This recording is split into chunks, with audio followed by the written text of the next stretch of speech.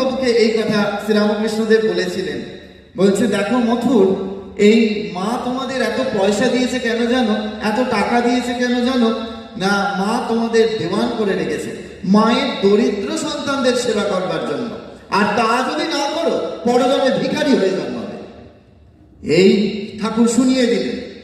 যদি ওই অর্থ থাকে অথচ যদি দান না করা হয়, তাহলে পরজন্মে ভিখারি হয়ে জন্মাতে হবে।